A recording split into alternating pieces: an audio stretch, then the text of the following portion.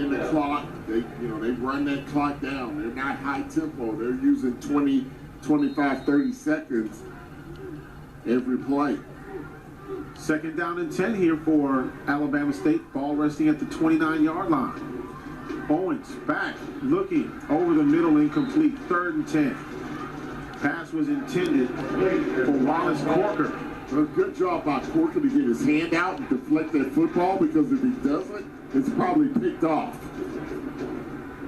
Now we have another officials discussion. Flag down. We'll get the call here in just a second.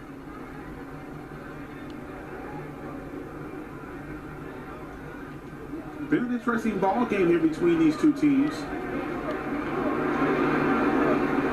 Personal foul targeting against Texas Southern.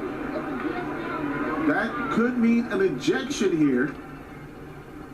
They will review the play to determine whether or not this will be a targeting. And remember, we had the same instance that happened in the first half of play, first quarter, where they thought Tyler Martinez was guilty of targeting.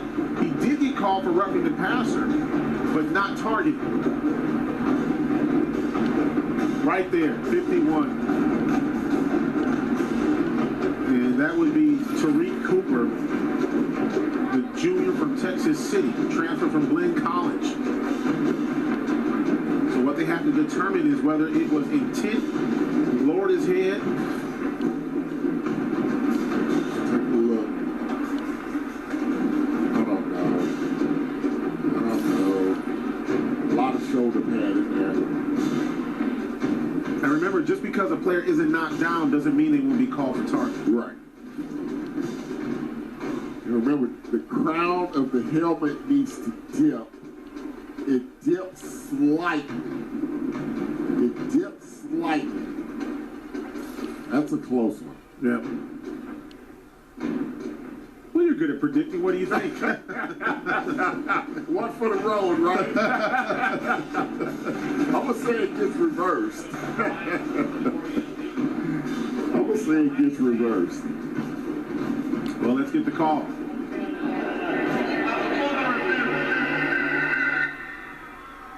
After further review, call for target has been confirmed.